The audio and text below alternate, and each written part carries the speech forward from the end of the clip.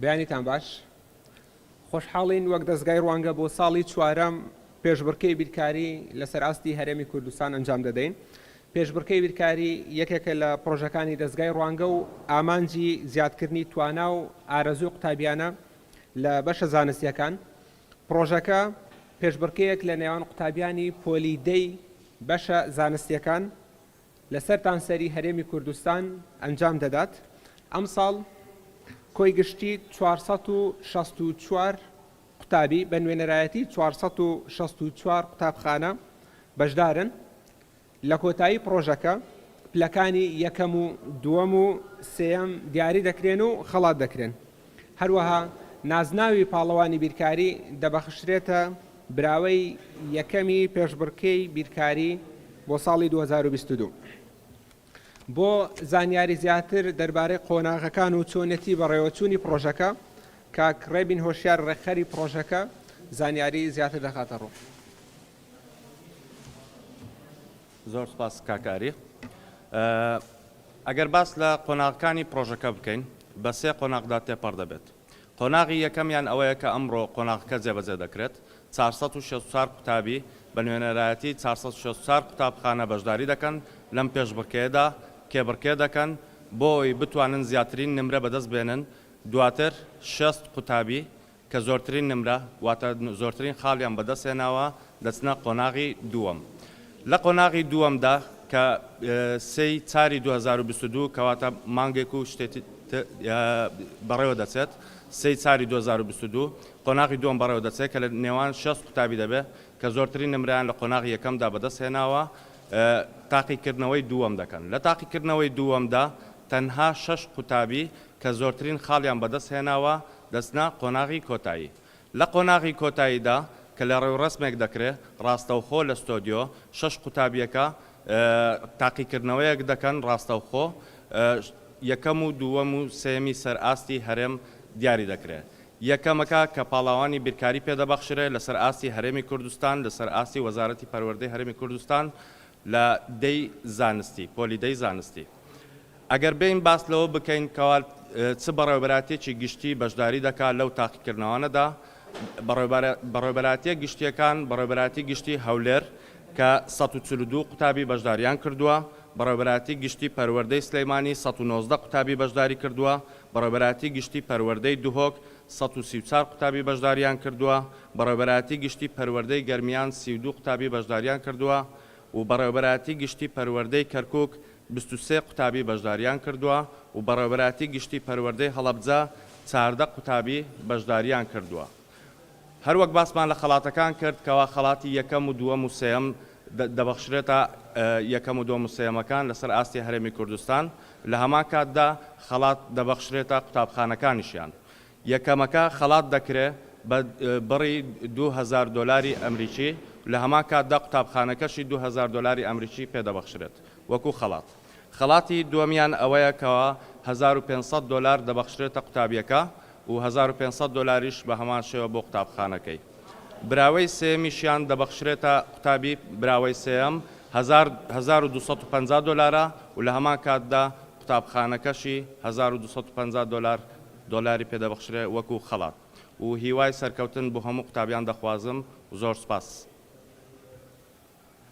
بەڵێ لە سەرتان سەری هەرێمی کوردستان لە ئێستادا 21 هۆڵی تاقیکردنەوە هەن کە قوتابیان لە یەک کاتدا کاژمێر 11 تاوەکو 12.5 لە یەک کاتدا لە 21 هۆڵی تاقیکردنەوە ئەنجام دەدەن. لە هەولێر لە ئەو قوتابخانانەی کە لە ئێستادا لە پارێزگای هەولێر تاقیکردنەوەیان تێدا ئەنجام دەدرێت. قوتابخانەی ئامادەیی شەهید فاخیر مێرگەسۆری کە ئێستا ئێمە تێدا ئامادەین. قوتابخانەی دووەم لە سۆران ئامادەیی گۆڤاری زانستی.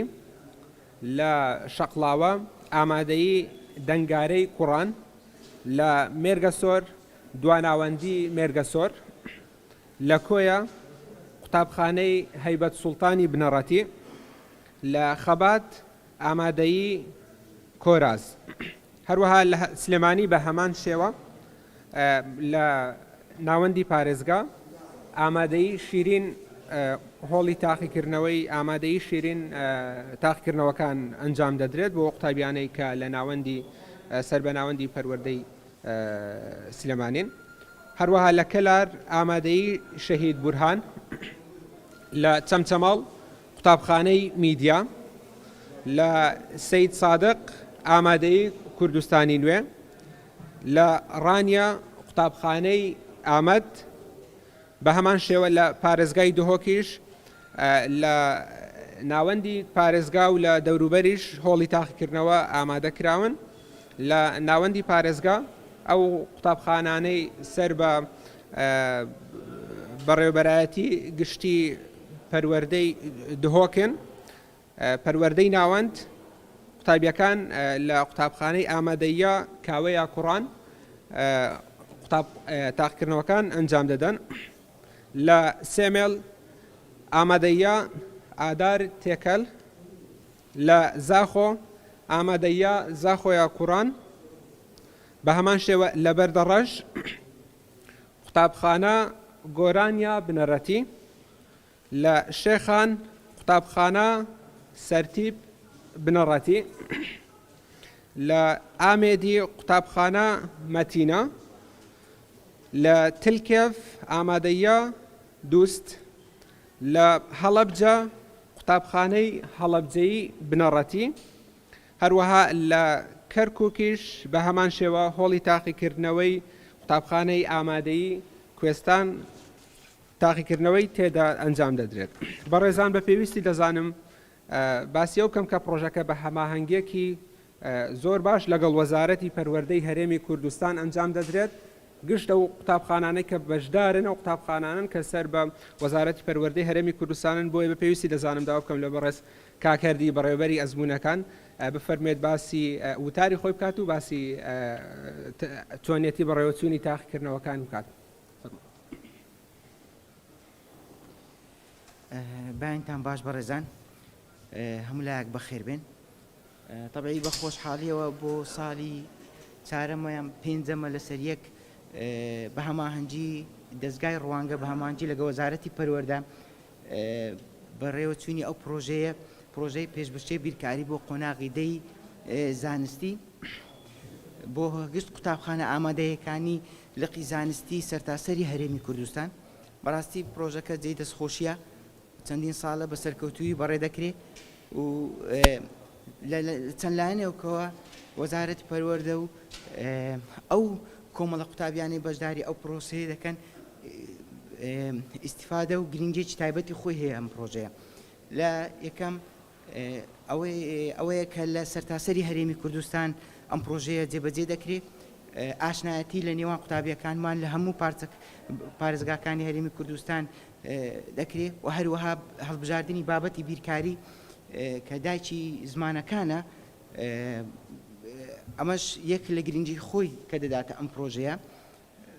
بەڕاستی کاری زۆری دەوێت بۆ ئەمساڵ ئامارەکان باس کرا، چەندین قوتابیە لە هەموو سەرتاسەری هەرێمی کوردستان لە ئێستادا هۆڵەکانی ئەزمموی ئامادە کراوە، چاودێران و بەڕێوەبەرانی هۆڵ ئامادەسازیان بۆ ئەم پرۆسەیە کردووە و بە دەستخۆشیێک لە کارجێری قوتابخانە ئامادەیەکان دەکەین کە بەپێی پسپۆرەکانیان و قوتابی ئازبەرزەکانیان بۆمە دەستنیشان کردیە بەمە بەسێ بەشداریکردن لەو پرۆسەیە.